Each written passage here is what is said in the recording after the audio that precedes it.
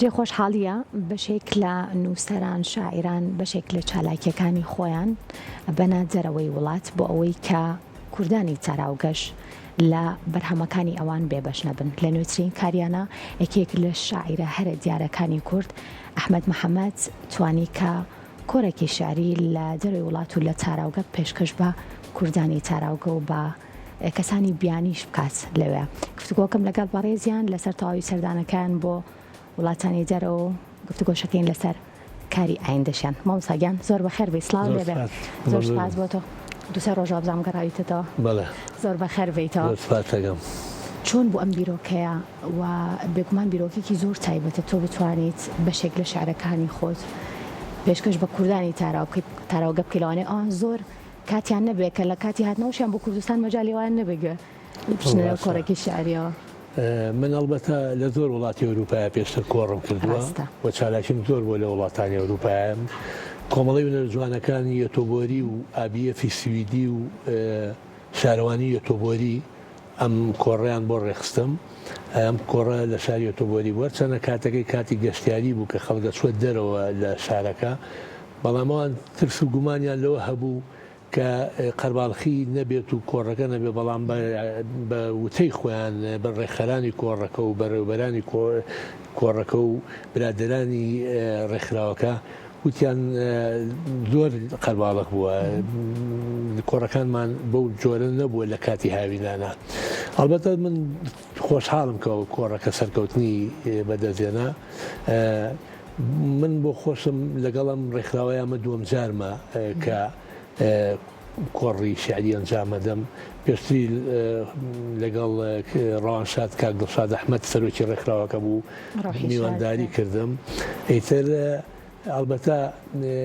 ئەمە بۆ جاری دووەمە. ئەم ڕێکخراوە زۆر پێیان خۆش بوو کە من کۆڕەکەم سەرکەوتوو بوو، تەنانەت پرۆژەشیان لەگەڵەمەیە بۆ داهاتووش. تا چەند گرنگە هەنگاوی لەم شێوەیە بۆ شاعیرانی کورد بۆ ئەوەی کە کار و چالاکیەکانیان تەنها لە نێو کوردستانە بێت و بتوانن بۆ نمونە لانی کەم کۆڕێکی لەم شێوەیە ساڵی جارێکیش بێت بۆ کوردانی تاراوگا بۆ هاوزمانیانی خۆیان بە ئەنجام بگەێنن. ئەلبەتە بۆچوونی من ئەوەیە کە مرۆڤ هەچ شتێک ئامانجی بێ پێیەکات. من بۆ خۆم هەوڵم داوە بە هەموو شوێنێکی ئەم دنیاە ئەگەر کوردێکی لێبێ هەوڵ بەم دەنگی شعری خۆمی پێ بگەێنم. ئیتر جۆرەکانی ئامڕازەکانی گەیاندن زۆرە، جۆری کۆڕ هەیە، جۆری کتێب چاپکردن هەیە، جۆری کلیپکردن هەیە. میدیا توانی بە هەموو شێوازەکان بەکاربێنیت. من بەڕاستی لەبەرەوەی خۆم پێشتر لە سوید ژیاوم ئەو پەیوەندی و کۆنتاکتەم زۆر بووە لەگەڵ دنیای دەرەوەیە و من بۆ خۆشم خۆم بە خەرزاری کەسێک گەزانم کاگەژا خۆشناو کە منی بە دنیای دەرەوە گەیان. من مەمنونی کاگەژا خۆشناوم. بەڕاستی ئەگەر ئەو نەبووایە بەو جۆرە دەنگم ناچوە دەرەوەی کوردستان وا خەریکە لایەندەیەکی نزیکە کتێبەکانم لەم جارەیە کاک حەسەن عەلی ساڵحم بینی کە دیوانی مامۆستا شێرکۆبێ کەسی کردووە بە فەڕەنسی و دکتۆر بەرزانیش بڕیاریان ناوە کە لە پاییزە دیوانەکەمە کرێ بە فەڕەنسی و بە ئیتالی. من لێرەوە زۆر وەکوتم زۆر سپاسی کاگەژا خۆشناوەکەم کە ئەو دەلاقەیی بۆ کردمەوە و خۆشم بە قەرزاری زانم. و لە هەمان کاتیشە ئەلبەتە ئەم کتێبانەی کاکرێ بە فەڕەنسی و بە ئیتالی بە تەمام جارێکی تر لە پاییزە بچمەوە لەوێ ڕێوڕسمی بۆەکەین لە فەڕەنساش و لە ئیتالیاش. و من زۆر سپاسی هاوڕێ عزیزم قۆنسڵی ئیتالی میکلە کامێرتۆوەکەم کە بەڕاستی زۆر ڕێز لە من و لە شێعرەکانم ئەگرێت وە گرتووشێتی. و لە هەمان کاتە من بۆ دنیای دەروە ئەوروپیەکان خەریکە هەنگاوە لێم. ئەو هەنگاونانەشم زۆر پێخۆشە. ڕێکخراوی کۆمەڵی وەنەرە جوانەکانی یەتۆبۆریش بڕیاریان ناوە ئیشەڵا لە هاوینە لە پاییزە کۆڕێکی شعری لە کۆپنهاگن و لە ستۆکۆڵم و لە ئۆسلۆ لە سێ وڵاتان ئەنجام بین. لەبەر چی ئەم بڕیاریاننا کە سەیران کرد کۆڕەکەم لە ستۆکۆڵم هین لە یۆتۆبۆری سەرکەوتنی بەدەستێنا ئیتر ئەم بڕیاریان لەوە دروست بووتیان بە کوردانی ئەوێش بێبەش نەبن لە چالاکیە ئێمە هەوڵە دەین لە پاییزا جارێکی تر میوانداری دەکەینەوە و بەیەکەوە چین لەو سێ وڵاتە ئەو ڕێکخراوە سەرپەرشتیەکە لەژێر هاوکاری ئابیەتی سویدیە. ماشەڵڵا پرۆژەکان زۆر مامۆستا ئەم ساڵ زۆر مەشغوڵە بی کەوای با دەرفەت تەواوی ئەو بابەتانی کە باسی کرد بەش لەگەڵ تا باسی کەم بابێ مەسەر بابەتی وەرگێڕانەکەم دیارە بەشێک لە بەرهەمی شاعیران و سەرانیا خود لەم زۆر کاتێ هەندێک لە بابەتە ئەدەبیەکان وەرگێڕاونەتە سەر زمانەکانی تر و ئەمەش جێ خۆشحاڵی ئێستا هەنگاوێکی تر بۆ شارەکانی تۆ ئەندێت تا چەند گرنگە بۆ نووسینەکانی تۆ و ئایا شارەکان با بڵم دیاریکراون ئەوانەی کە یاخود دیوانەکان دیاریکراون کە وەرەگەڕێن یاخود بەسەر بڵێن بەڕاوپرسی هەردوو لە من ئەمجارە لە جنێڤ لە سویسرا بە دیداری کاک حەسەن عەلی ساڵح گەیشتم وەختی خۆی بەشێک لە شارەکانی مامۆسای گەورە شێرکۆبێکەسی تەرجەمە کردەوە بە فەڕەنسی لە کتێبخانەی فەڕەنسی ئێستا دەنگێکی دیارە و کتێبانە وتی من لەبەر دوو هۆکارم شیعرانەی تۆ تەرجەماکەم یەکەمیان لەبەرەوەی بەڕاستی شارەکانت منی ڕاکێشاوەتە ناو ئەم دنیایەوە هەندێکی لێ یەکەم هەمووی ناکەم ئەوانەی کە خۆم ماڵێ بژێم دووەمیشانوتی لەبەر سادە و ساکاریەکەت وتی هەستەکەم قەرباڵەخت نەکردووە هەر لە ڕوخسار و جلوبەرگەوە حتاک و شعرەکانت و حتاک و پرۆژەکانێ ڕوتوچ نەکردووە خۆی واقعی چۆنە ئەوەیە لە سلێمانی و چۆن بە ئەحمەدێکەوە دەیتە سویسرا بە هەمان ئەحمەدیشەوە گەڕێتەوە ساد و ساکاریەکەت هۆکارێکی سەرەکیە بۆ من کە ئەو دیوانە تەرجەمەکە من بەڕاستیەوە لێرە زۆر سپاسیەکەم وە سپاسی دکتۆر بەرزانی شەکەم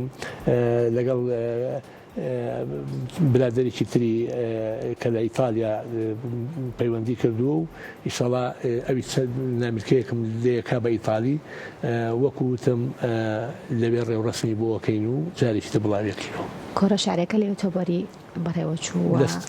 لە سوید بەڵێ و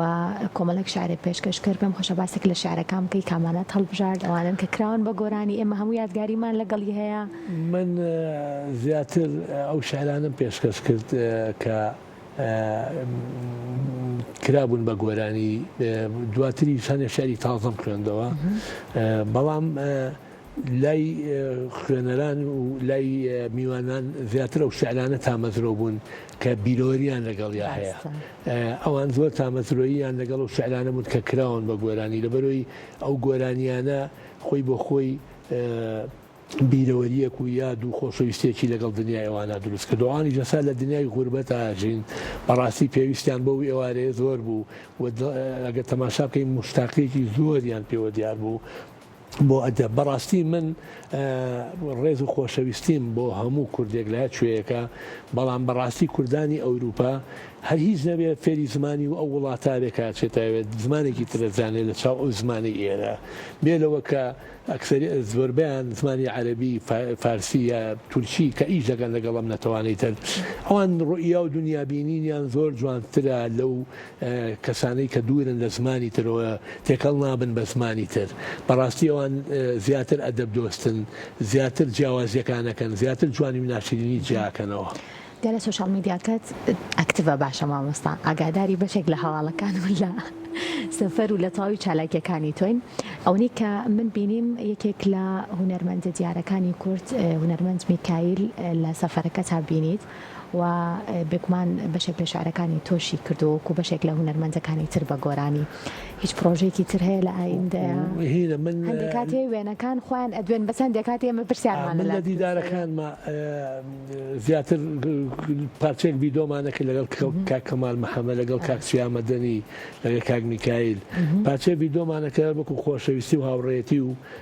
هونەریش ئەلبەتە پرۆژەی تازەمەیە لەگەڵ کاک کەمالەمە لەگەڵ کاک چیا مەدەنی هەمە لەگەڵ کاک میکایل لە سیدی تازەیە کاک ناسیر ڕەزازی و دوو شعلمی هەڵبژاردووە بۆم سیدی تازەیەم تازەی ئەمانەم هەیە بەڵام وەکو ئەوەی کە هەواڵی تازە نەمانە هەمووی ئەمانە بەڵێ بەشێکی تازەی و بەشێکی لەناو دیوانەکەمەوە بژێدراوە ئەلبەتە من پرۆژەم زۆرە بەڵام پرۆژەکانم ئێستا چەختم لەسەرەوە کردوەوە بەڕاستی ئەمە کتێبەکانم کرێ بە فەڕەنسی و ئیتالی. باشە ئاماژەت بۆ کرد کە لە ئایندەیەکی نزیکا کۆمەڵێک بڵین کۆڕی شعریش دەبێت لە وڵاتانی تری ئەوروپا ئەمایان چۆن ئەبێت بڵین شارەکان چۆن هەڵەبژێریت چاوەڕێی کرد وەکو ئەوەی سویت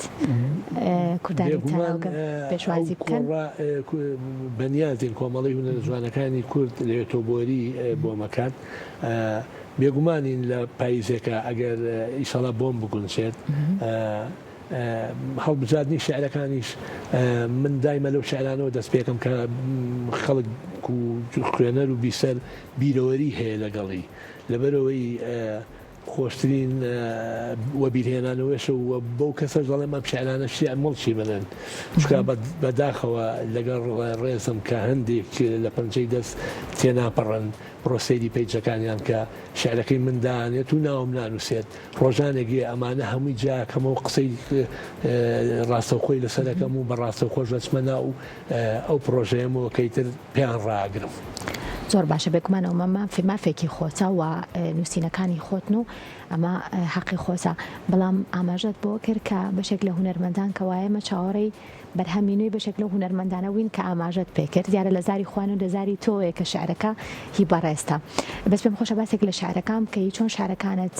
پێشکەش ئەو هونەرمەندانە کردووە خۆیان داوایان کرد شارەکان بوونیان هەبوو ئەمانی کە بۆ بەشێک لە هونەرمەندان ئێستا ئەمانی ئێستا هەندێکی کاگناسڕەوەی کاگناسڕ خۆی هەڵی بژاردووە ئەوەی کاک میکایلیش ئێمە هاوڕێیەکی پێویستمان بەداوەوین نییە کاکەمالی یەک گۆرانیمان هەیە بە یەکەوە شعرێکی تازەیە بۆ گۆرانێکی تازە ئەمانە هەموو لە دیوانەکە هەنیان تازەیە بۆ لە ئایندەیە ئەمە گەویستە بین زۆر باشە مامۆستاگیان سەردانێکی چڕوپڕی ئەوروپا ئامانجەکەی یاخود بڵێم